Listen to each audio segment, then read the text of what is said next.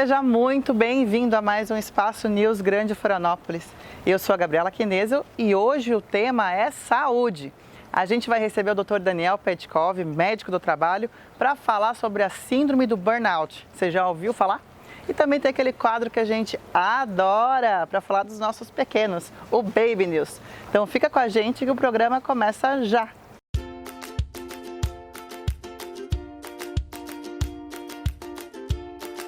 Então estamos aqui com o Dr. Daniel Petkov, médico do trabalho, que vai falar com a gente um pouquinho sobre a famosa burnout. Bem-vindo, doutor. Muito obrigado, Gabriela, obrigado pelo convite, né? E eu amo falar sobre esse tema, né? Talvez quem escute algumas coisas que eu vou dizer receba com alguma hostilidade, porque eu trago alguma polêmica em relação a isso, tá? Então, sintam-se calmos ao ouvir algumas coisas. A gente precisa desmistificar um pouquinho essa questão de burnout. Hoje, se você for conversar com alguém, algum profissional de saúde sobre burnout, ou qualquer pessoa, todo mundo talvez já tenha se enquadrado em burnout, em algum tipo de esgotamento, né? E isso tem um motivo, né? Burnout, como conceito, é um termo em inglês que significa tecnicamente exaustão, quando você queima todas as energias. Isso é burnout. Obviamente todos nós já sentimos algum grau de esgotamento, seja por fazer uma atividade física muito vigorosa, seja por você ter uma atividade mental muito vigorosa. E já entrando nesse aspecto, a máquina humana é um binômio físico-mental, né? E um vai levar ao esgotamento do outro. E são as maiores causas de adoecimento relacionado ao trabalho, tanto individualmente como em paralelo. Hoje a gente junta os transtornos mentais e físicos para o número de afastamentos do INSS, por exemplo, em 80%, 40% cada um mais ou menos. Então realmente, quando a gente fala em burnout, muitas pessoas têm esse sentimento, né? Agora, quando a gente fala em síndrome de burnout, como uma entidade nosológica, uma condição de saúde enquadrada, síndrome a gente classifica como uma entidade que tem um conjunto de sinais e sintomas conhecidos, estudados, que tem uma linha diagnóstica, terapêutica, né? E aí a gente começa a entrar em algumas confusões, né? Se a gente for procurar no Google, por exemplo, burnout,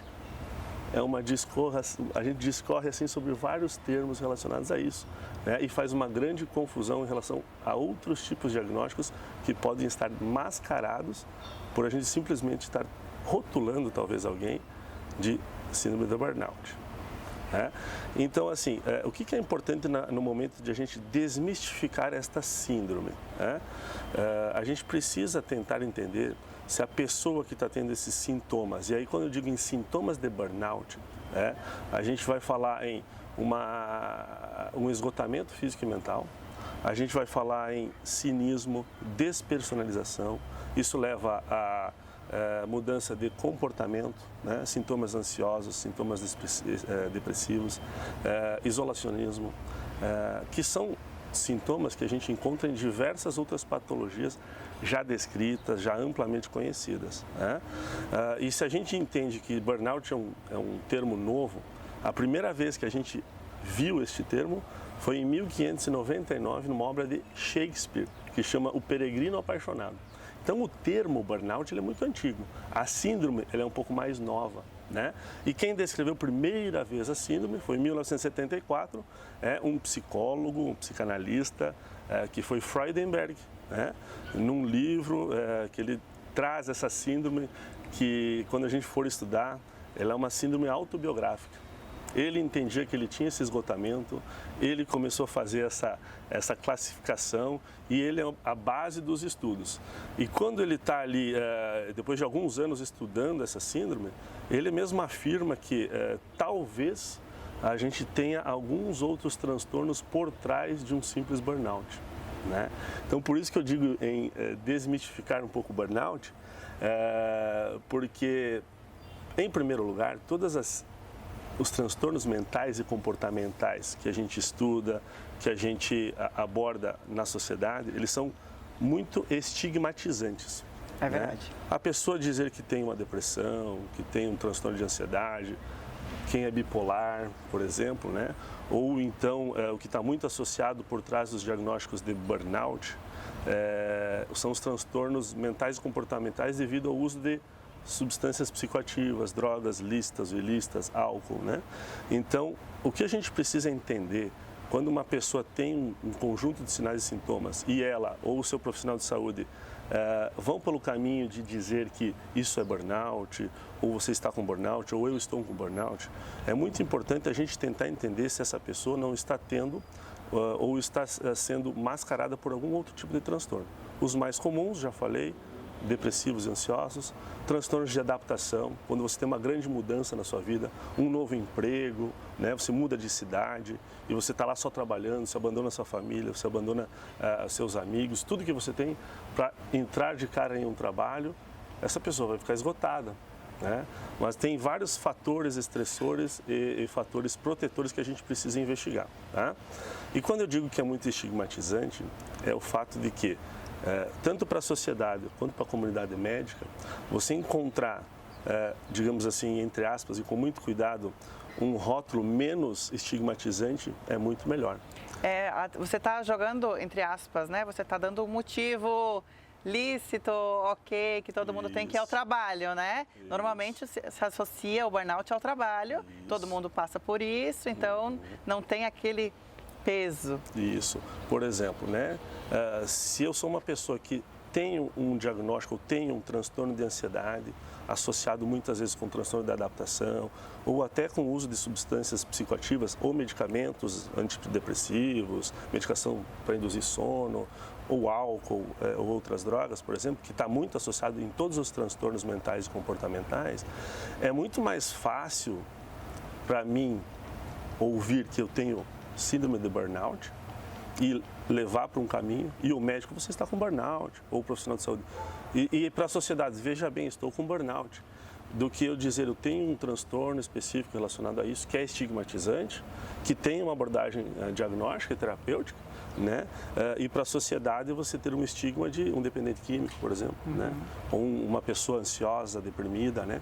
Isso é muito estigmatizante. Então o burnout ele cai como um prato cheio, né? Dizendo que eu tenho uma síndrome de burnout, de certa forma eu estou até terceirizando a culpa daquilo, né? Então esse é o grande problema, a gente tem que investigar se existem transtornos por trás desse burnout, né? Como se fosse, talvez então, um diagnóstico de exclusão, né? Por isso que é uma área muito polêmica, a gente precisa falar mais sobre isso. Vou fazer um parênteses com uma coisa que nas últimas 2 décadas, principalmente, a gente abordou muito, que foi assédio moral. Verdade. Provavelmente todo mundo, ainda se fala muito, né? Todo mundo teve a sensação de estar sendo assediado, ou teve alguns assédios pontuais no trabalho, até fora do trabalho. E aí vem o bullying também, né? Nessa mesma linha nos colégios e tudo mais. Hoje a gente já desmistificou um pouquinho o assédio moral. As empresas souberam abordar isso, a gente vê que nem tudo é assédio moral, e o burnout está indo mais ou menos no caminho, né? Eu já ouvi pessoas falando que, como a depressão foi a doença do século, hoje o burnout é a síndrome do século, né? Então a gente precisa falar mais sobre isso. As empresas precisam ter programas de prevenção de saúde mental, isso é fato. Eu não tenho a menor dúvida que a empresa, o trabalho, a organização do trabalho podem gerar sofrimento mental para o trabalhador, isso é fato, eu não estou questionando em momento nenhum isso, né? Quando eu digo que burnout não existe, não estou dizendo que a pessoa não tem um sofrimento relacionado ao trabalho. O trabalho nunca é neutro, ou ele vai te melhorar, a tua condição de saúde, ou ele vai piorar. E tanto o trabalhador quanto as organizações, elas precisam abordar e falar sobre isso. Isso é muito importante, tá? Então agora a gente vai para um intervalinho comercial, mas a gente já volta para falar mais sobre isso, doutor. Fica aí com a gente volta já.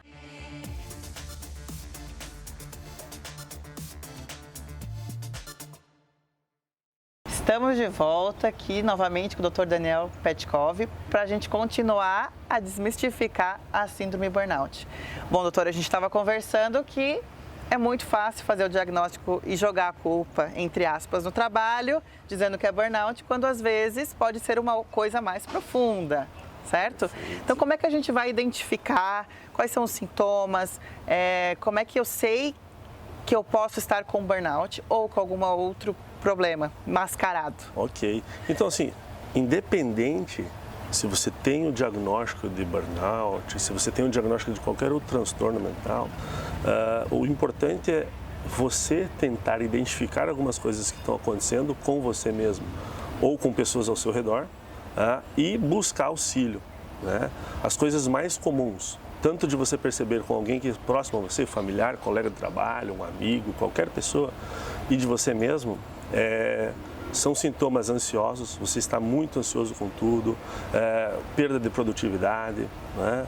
Isolamento social, você quer ficar sozinho, você não quer sair de casa, sintomas físicos de dor de cabeça frequente, às vezes tem pessoas que têm sintomas gástricos, azia, diarreia, dor de estômago, né? Dificuldade de concentração, muitas dessas coisas, ou até mesmo o próprio esgotamento, sentir-se muito cansado, problemas de sono, né? Então insônia, né? Ou sono excessivo durante o dia. E o mais importante de relacionamento social é a mudança de comportamento. Se uma pessoa ela tem um comportamento que é um padrão e ela muda esse comportamento para mais ou para menos, né? Uma pessoa que se torna agressiva, uma pessoa que é uma pessoa muito ativa, ela começa a ficar muito quieta. Então esses são os sinais de alerta para qualquer tipo de transtorno mental e comportamental, seja burnout ou não. Então, é muito importante a gente tentar identificar em nós mesmos e nas outras pessoas esses sintomas e buscar ajuda. Buscar ajuda profissional, de um médico, de alguém da saúde mental, um psicólogo, ou conversar com alguém. Se for na empresa, buscar alguém para conversar, com amigos, com familiares, porque é muito importante a gente ter essa avaliação de um profissional, se aquilo é uma síndrome ou não, ou se é apenas um desconforto, um sofrimento. Todo mundo tem sofrimento, todo mundo tem na sociedade, no dia a dia, fatores estressores. Isso é normal, ansiedade é normal, estresse é normal. Não existe ausência de estresse ou ausência de ansiedade. Essas coisas são normais. A partir do momento que se torna sofrimento. Sofrimento a gente modula, a gente cuida. Do sofrimento para cima é doença. A gente precisa de identificar que doença, como abordar, como tratar, como acompanhar. Esse é o mais importante. A partir daí, todas as questões comportamentais, ansiedade, depressão, qualquer tipo de transtorno, a abordagem nunca vai sair de um mundo de medidas não farmacológicas, que são, aí vocês todos já sabem, atividades físicas regulares, alimentação correta, saudável, alimentação anti-inflamatória, que a gente fala muito ultimamente, ter um bom período de sono, descanso, né? E técnicas de gerenciamento de estresse, meditação, qualquer tipo de técnica de alívio de estresse. Então, a gente não vai fugir desse mundo em qualquer abordagem de transtornos mentais ou comportamentais, sejam eles apenas sofrimentos ou doenças ou até a famigerada síndrome de burnout. Que existe, que está aí, que pode ser o seu caso, mas o que a gente está querendo dizer aqui é que pode não ser, né? Então não se satisfaça com um diagnóstico simples, é isso? É isso aí. É muito importante fazer essa pontuação quando você fala em burnout. Vamos abrir nossa mente, né? Vamos abrir nossa mente que por trás disso podemos ter algumas coisas que não estão sendo valorizadas, né?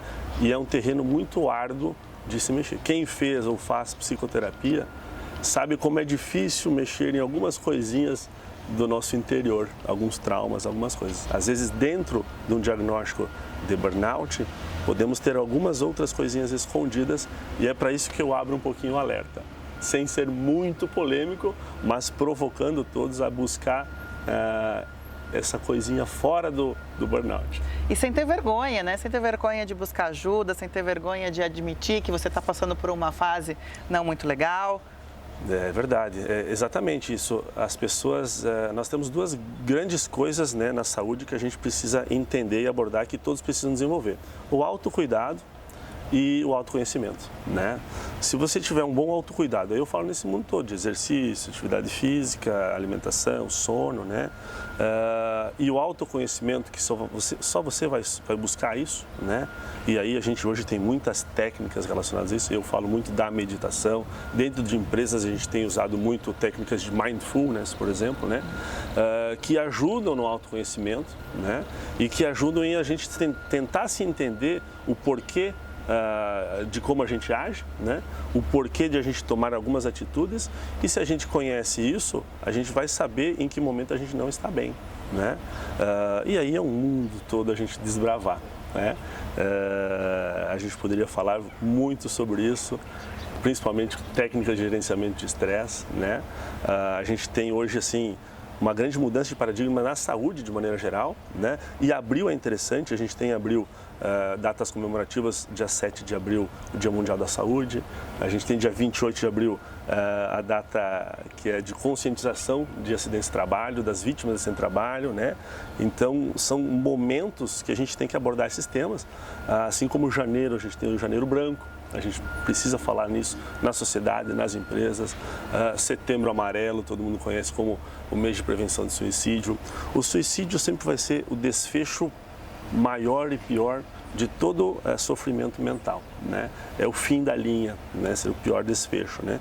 Mas a gente pode ter diversos desfechos, né? Internações, agressões, auto-heteroagressões, né?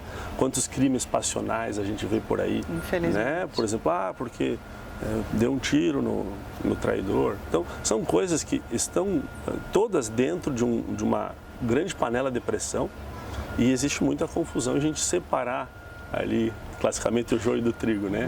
Do que realmente é um transtorno, do que transtorno é, que abordagem eu trago. Mas acho que se a gente conseguir transmitir a mensagem de que, sim, precisamos estimular o nosso autoconhecimento e estimular o nosso autocuidado, metade do caminho está andado. E a gente está no mundo de tanta informação, que a gente recebe tanta informação e tem acesso a tanta informação, que é difícil a gente entender o que realmente está acontecendo. É verdade. Né? Então, se a gente questiona tanta coisa, vamos questionar também um pouquinho esses diagnósticos que a gente vem recebendo e tentar entender o que está acontecendo com a gente. Doutor, e como é que a medicina do trabalho entra nesse setor do burnout? Como é que as empresas podem ajudar a prevenir, a que não ocorra tanto? Perfeito, excelente pergunta. Quando a gente também questiona o burnout como síndrome, a gente também questiona a relação direta com o trabalho. Nós podemos ter esgotamento de vários motivos. Um esgotamento familiar, uma relação de casamento, uma relação com filhos, amigos, uma má adaptação à sociedade e várias coisas, uma doença nova que a gente tem, isso causa esgotamento. O trabalho também. Como eu falei, o trabalho sempre vai ser um fator que melhora ou piora as nossas situações, né? A gente sempre vai ter sofrimento e prazer. E existe uma coisa que está muito alta também, que é a ergonomia e a organização do trabalho. A organização do trabalho é que a empresa precisa fornecer a melhor organização do trabalho possível para o trabalhador. E aqui que é isso? Uma hierarquia clara, comunicação assertiva, metas claras e não abusivas, né? Ritmo, cadência de trabalho. Então, o estudo da organização do trabalho como um todo é que vai fazer com que a gente tenha boas ou más condições de trabalho. E isso é função da empresa, do médico do trabalho, né? E também de alguns trabalhadores, principalmente os líderes, em ajudar, contribuir, detectar e melhorar esse mundo todo. Então, o caminho dentro da empresa é o estudo e melhoria da organização do trabalho. Muito obrigada, doutor, por todos os esclarecimentos. É um assunto polêmico, mas um assunto muito importante. Obrigada pela sua presença. Eu que agradeço e sempre à disposição. E o nosso programa volta já depois do intervalo comercial.